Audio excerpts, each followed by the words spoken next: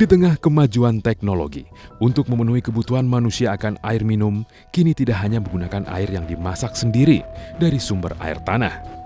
Masyarakat cenderung memilih cara praktis dengan biaya yang dinilai lebih murah dalam memenuhi kebutuhan air minum.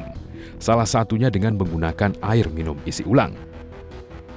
Badan Pusat Statistik BPS menunjukkan, air isi ulang menjadi sumber air minum utama yang paling banyak digunakan oleh rumah tangga di Indonesia pada 2020.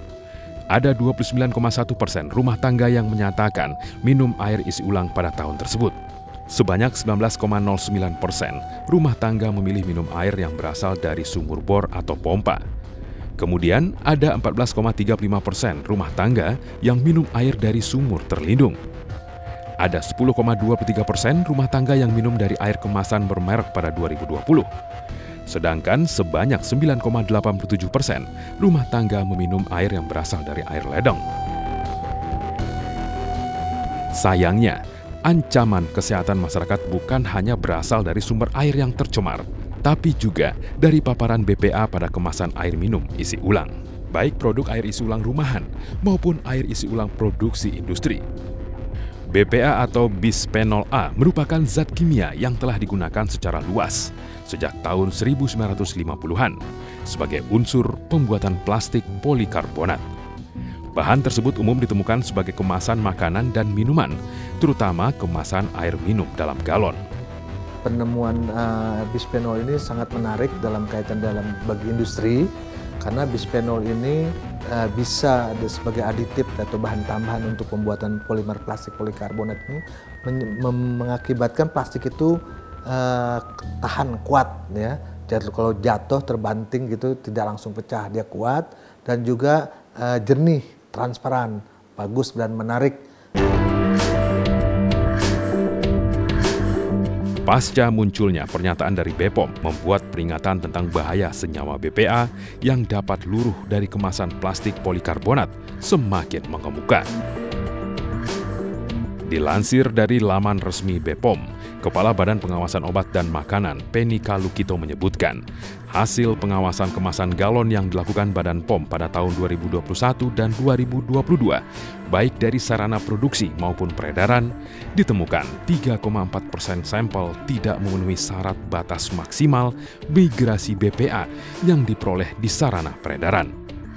EFSA, tadi Air Pollution Food and Safety Authority, mengkaji kembali dan menurunkan menjadi sekitar 4 mikrogram per kilogram berat badan. Standar tersebut bisa meningkat jika proses pendistribusian, pemajangan, dan penyimpanannya tidak benar. Terpaparkan atau terkontaminasi oleh bisphenol ini, maka risiko yang tadi berdampak pada kesehatan, yaitu endokrin disruptor, merusak kerja hormon kita dan sistem saraf kita akan terganggu. Ya, organ hati, ginjal, dan juga perilaku atau gaya kemampuan dari orang dalam ini, terutama anak yang paling rentan dalam.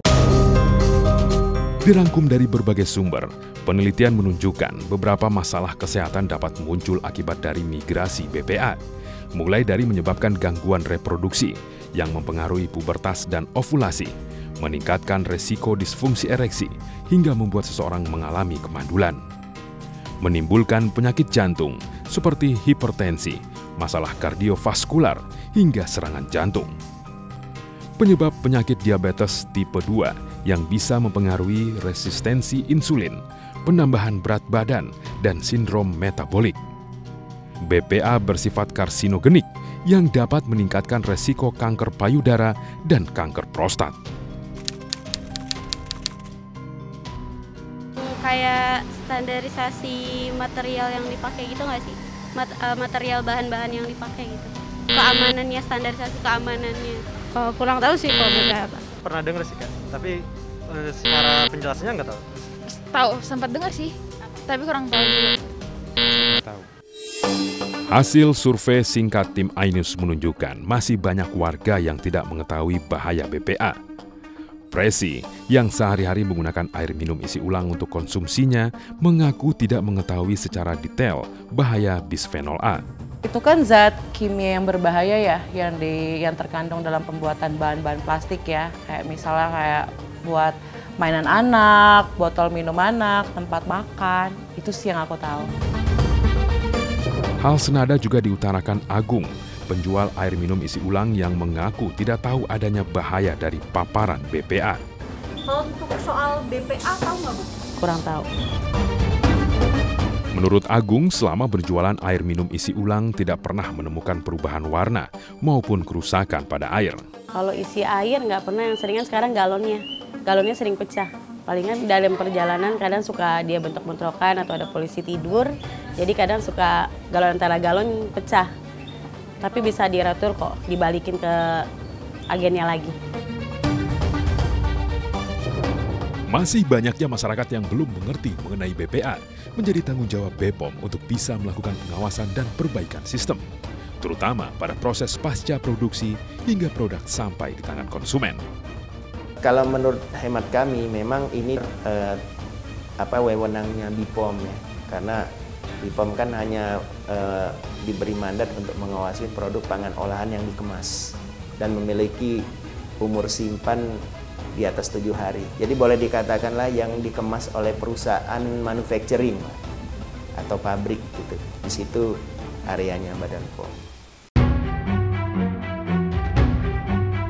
Sayangnya, hingga liputan ini ditayangkan, tidak ada pihak dari BPOM selaku otoritas yang mengurusi masalah keamanan pangan dan obat-obatan yang bersedia dimintai keterangan mengenai isu ini. Negara wajib menjamin hak-hak warga negaranya. BPOM menjadi pihak pertama yang dipercayai pemerintah untuk memberi izin suatu produk hingga dapat dikonsumsi oleh masyarakat, agar tidak ada permasalahan ataupun keluhan terhadap produk tersebut.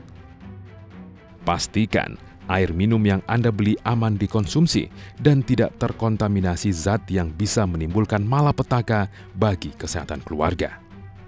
Jadi, jangan bilang Anda tidak tahu akan permasalahan ini, karena kami sudah memberitahukannya.